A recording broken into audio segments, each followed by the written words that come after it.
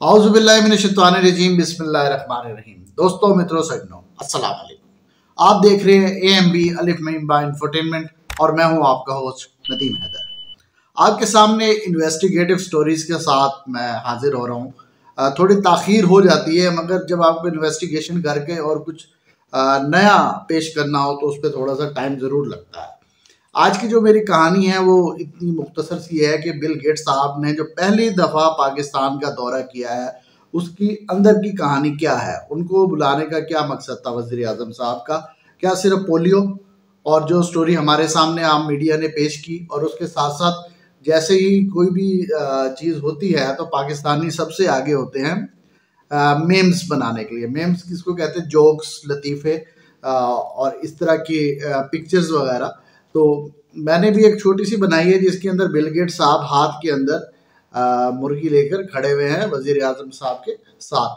तो बात यह है, ये मुर्गी मैंने नहीं पकड़ाई, ये मुर्गी उन्होंने खुद पकड़ी हुई है। तो भी ये भी एक कहानी है जिस पर पहले भी मैं रोशनी डाल चुका हूँ, थोड़ी सी इस पर भी गुफ्तगू करूँगा। लेकिन असल बिल गेट्स साहब के आने का मकसद पाकिस्तान में है क्या, और उसके साथ साथ एक और चीज़ जिस पर हमने बात करनी है वो ये है, बिल गेट्स साहब तो आ गए, माइक्रोसॉफ्ट के ऑफिसेज पाकिस्तान में मौजूद हैं, और इसके साथ साथ क्या गूगल भी पाकिस्तान में ऑफिस अपना खोलेगा, ऐसी सूरत में कि जबकि गूगल के जो CEO हैं वो कहाँ से हैं जी, उनका बेसिक सिटीजनशिप तो खैर अमेरिका की है उनके पास, अमेरिकन सिटीजन है, लेकिन उनका बेसिक जो ताल्लुक है वो इंडिया से, तमिलनाडु से है। उनका क्या नाम है जी? सुंदर पिचाई साहब इसके CEO हैं। और इंडिया के अंदर इस थोड़ी सी सूरत हाल देखेंगे, और जैसे जैसे कि हम डिजिटलाइजेशन की तरफ जा रहे हैं तो क्या हमारे अंदर इतनी सलाहियत मौजूद है कि हम बढ़ता हुआ साइबर क्राइम, मिस इन्फॉर्मेशन और दीगर जराइम जो इस डिजिटल दुनिया के अंदर किए जा रहे हैं और किस तरीके से लोगों को बेवकूफ़ बनाया जा रहा है, क्या इसको रोकने की सलाहियत हमारे FIA साइबर क्राइम जो ब्रांच है उसके अंदर है या नहीं है, इस पर थोड़ी सी हमने गुफ्तगू करनी है। पहली बात तो ये है कि बिल गेट्स जो है साहब जो पाकिस्तान में आए वो एक ताज़ा हवा का झोंका है कि पाकिस्तान के बारे में जो पूरी दुनिया के अंदर बाकायदा तौर पर एक तासुर फैलाया भी गया, और कुछ हालात भी वार ऑन टेरर की वजह से ऐसे थे कि लोग ये समझते हैं कि यहाँ पे सिर्फ बम धमाके, मारपीट, फायरिंग, ये वो सब सिर्फ यही होता है। एक खौफ का तासुर है बाहर के लोगों से। जब भी कभी इंटरेक्शन होता है, किसी जर्नलिस्ट से बात हो जाए, किसी ताजिर से बात हो जाए, तो वो यही पहले कहता है कि सेफ है पाकिस्तान हमारे लिए आने के लिए। तो बिल्कुल ये तासुर दूर करने की ज़रूरत है, और अगर इस तरह के दौरे और वज़ीर आज़म साहब अगर अपनी इस जो उनको एक एज हासिल है पूरी दुनिया के अंदर, जो उनकी पर्सनैलिटी है एज सिर्फ पॉलिटिशियन नहीं, वो पूरी दुनिया के हीरो भी रहे हैं एज क्रिकेटर और एक मानी जानी शख्सियत हैं। तो अगर वो इस तरह से लोगों को पाकिस्तान में बुलाना शुरू करेंगे, उसके ज़रिए जो सॉफ्ट इमेज जाएगा पूरी दुनिया के अंदर, तो वो हमारे लिए आने वाले वक्त में बहुत बेहतर होगा। अब जो स्टोरी सिर्फ बिल गेट्स साहब के आने के बाद दी गई, वो ज़्यादातर लोगों ने बस यही कहा कि पोलियो पर और पोलियो के ख़ात्मे के लिए गुफ्तगू हुई। वो तो ज़ाहिर बात है, पोलियो पर इस सबसे ज़्यादा कौन खर्च कर रहा है? Bill and Melinda Gates foundation. अब मेलिंडा साहिबा से ठीक है उनकी अलहदगी हो गई, जो उसको तो खैर मैं नहीं बात को छेड़ना चाह रहा, लेकिन नाम यही है उस फाउंडेशन का। तो वो पोलियो पर गुफ्तगू हुई, और ये कि बिल गेट्स भी चाहते हैं, पूरी दुनिया भी चाहती है कि पाकिस्तान से पोलियो का ख़ात्मा हो जाए, पूरी दुनिया से पोलियो का ख़ात्मा हो जाए, पाकिस्तान, अफगानिस्तान, एशियन कंट्रीज जितने भी हैं। लेकिन उसके साथ साथ आपको ये भी मालूम होना चाहिए कि एहसास प्रोग्राम और उसके साथ साथ जो ये रास्त डिजिटल ऐप हमारे सामने आई, एक रास्त का नाम लिया जा रहा है, बहुत बड़ी तकरीब भी की गई।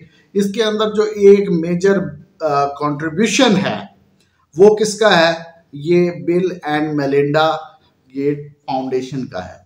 तो लिहाजा अब ये चीज़ें जैसे ही आप डिजिटलाइजेशन की तरफ जा रहे हैं, तो ये ज़रूरी हो गया है कि जो इसके स्टेक होल्डर्स हैं, स्टेक होल्डर से मुराद ये है कि जिनका बहुत बड़ा कंट्रीब्यूशन है इसके अंदर, उनके मेन ऑफिसेस का पाकिस्तान के अंदर होना बहुत ज़रूरी है।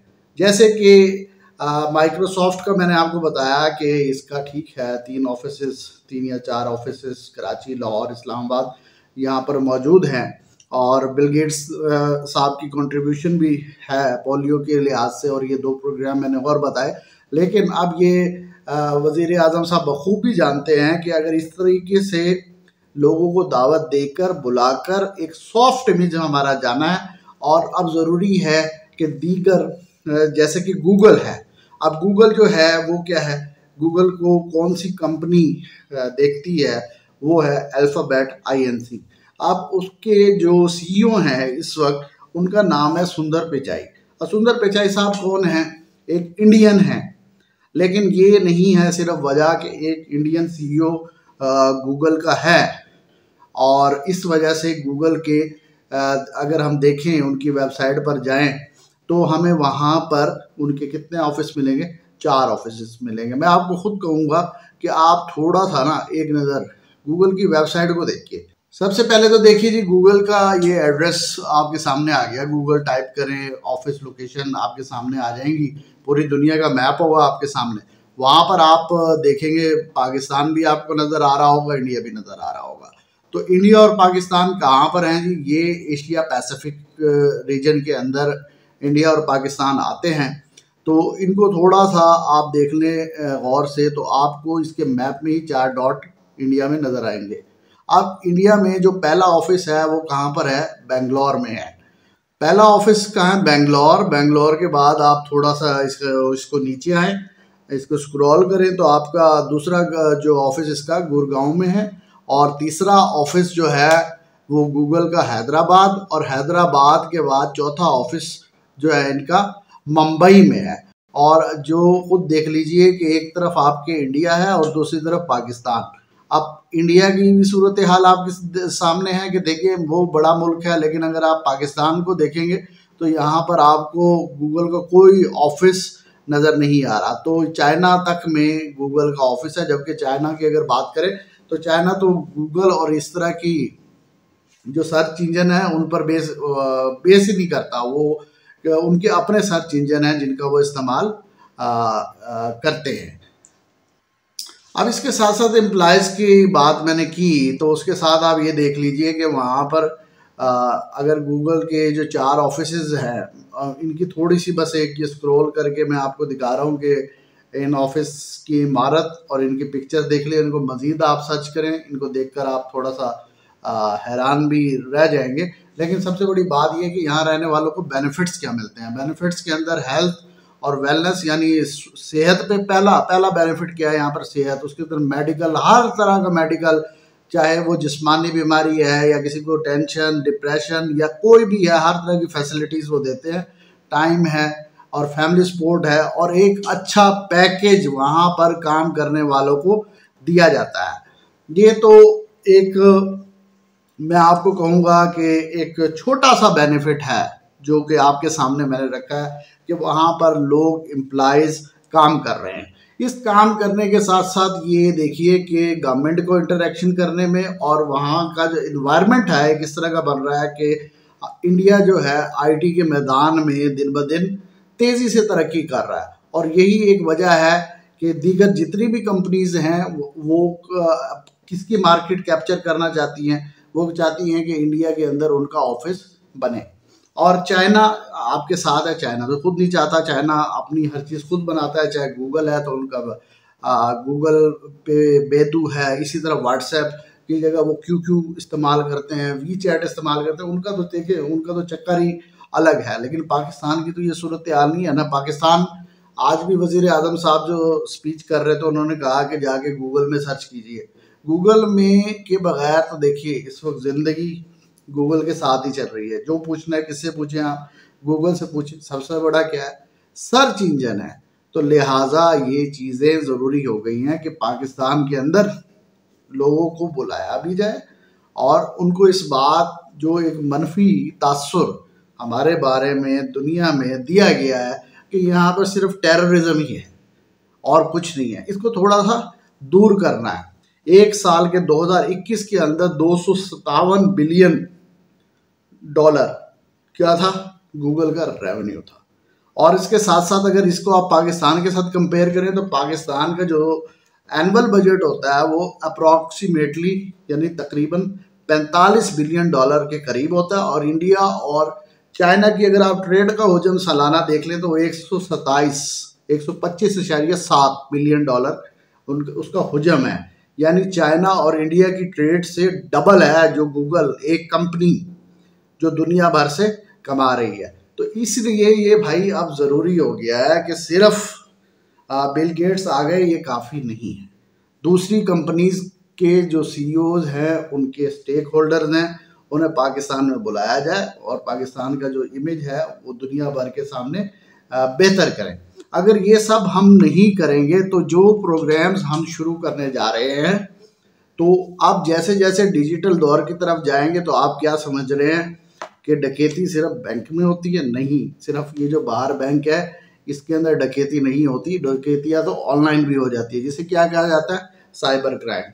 और साइबर क्राइम को देखने के लिए कौन सा विंग है, FIA का, FIA साइबर क्राइम ब्रांच इसको देखती है। जो रिपोर्ट इनको किया जाता है, ठीक है, अपनी जितनी इनकी सलाहियत है ये कोशिश करते हैं। लेकिन जब मैं डॉन में था तो मेरा खुद जो पर्सनल एक्सपीरियंस है तो वो जब मैंने इनकी कैपेसिटी देखी, हमारे काफ़ी अच्छे वहाँ पर दोस्त भी थे उस वक्त जो डिप्टी डायरेक्टर थे, तो वो कैपेसिटी जो उनकी है वो ना होने के बराबर है। और जब तक इनकी कोऑर्डिनेशन ये डिफरेंट जो एप्स हैं, सर्च इंजन हैं, एप्लीकेशंस हैं, इनकी जब तक ऑर्गेनाइजेशन से इनकी कोऑर्डिनेशन नहीं होगी तो इनके लिए भी मुमकिन नहीं है कि वो साइबर क्राइम को जिस हद तक मिस इन्फॉर्मेशन इस वक्त फैलाई जा रही है और एक बहुत बड़ी जो तादाद है वो इस वक्त क्या यूज़ कर रही है, मोबाइल फ़ोन यूज़ कर रही है। PTA की वेबसाइट पे जाएं, PTA की वेबसाइट पर जाने के बाद ज़रा एक नज़र देखिए कि कितने मोबाइल फ़ोन्स हमारे पाकिस्तान में इस वक्त इस्तेमाल हो रहे हैं। तो बार बार ये फिगर आपके सामने रखा जा रहा है, ये PTA की वेबसाइट पर मौजूद है। 189 मिलियन सेलुलर सब्सक्राइबर्स, और इसके अंदर ये देख लेंगे फ़ोन कितने लोगों के पास है, यानी एक बंदे के पास ज़्यादा नाम पर फ़ोन भी हो सकते हैं, ये थोड़ा एक्सप्लेन करना चाहिए था। तो खैर इसके अंदर 189 यानी 18 करोड़ फ़ोन इस वक्त पाकिस्तान के अंदर क्या है, रजिस्टर्ड हैं। और उसमें से 108 मिलियन यानी 10 करोड़, ये तकरीबन 80 लाख बन जाएगा, ये 10 करोड़ और इसके से ज़ायद जो है तकरीबन 11 करोड़ के करीब बन रहा है, 10.8 करोड़। तो ये हमारे सामने क्या है, वो लोग हैं जो 3G और 4G इस्तेमाल कर रहे हैं। इस फिगर को सामने हम रखते हुए ये बखूबी अंदाज़ा लगा सकते हैं कि आने वाले दिनों के अंदर अगर हम मल्टीनेशनल जितनी भी कंपनीज हैं जो कि IT से रिलेटेड पूरी दुनिया के अंदर बिजनेस कर रही हैं, चाहे वो गूगल है, चाहे वो यूट्यूब है, चाहे वो अमेज़ॉन है, चाहे वो माइक्रोसॉफ्ट है, जिन जिन की ऑफिसेस पाकिस्तान के अंदर मौजूद नहीं है, अगर उनके पाकिस्तान के अंदर ऑफिस जब तक नहीं खुलेंगे तो इस मैदान के अंदर पाकिस्तान क्या रहेगा, बदकिस्मती से पीछे रहेगा। लिहाजा वतन की तरक्की के लिए ज़रूरी है कि हर एक स्टेक होल्डर के को यहाँ पर दावत दी जाए और उनको ये बारावर कराया जाए कि नहीं, अब ऐसे हालात नहीं है जिस तरह से इमेज दिया जाता है, ऐसा कुछ नहीं है।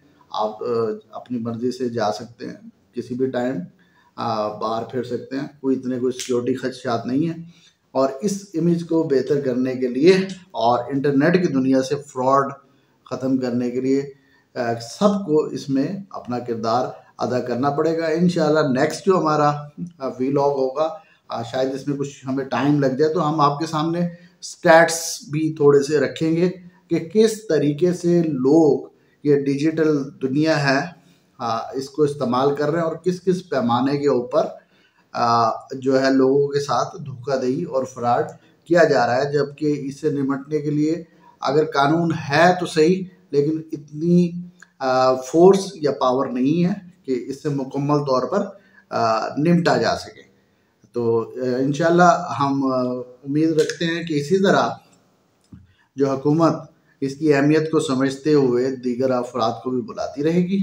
और आप भी अपना बहुत बहुत ख्याल रखिएगा, इसको पॉजिटिव मैनर्स में लें, मेम्स बनाएं, सब कुछ करें, खुश रहें, और लेकिन इसकी अहमियत को नज़रअंदाज मत कीजिए। अपना बहुत बहुत ख्याल रखिएगा। अगर ये वीडियो पसंद आए तो इसको शेयर करें, मेरे चैनल को सब्सक्राइब करें, और अगर कोई सवाल हो तो कमेंट्स में लाजमी पूछें। Thank you.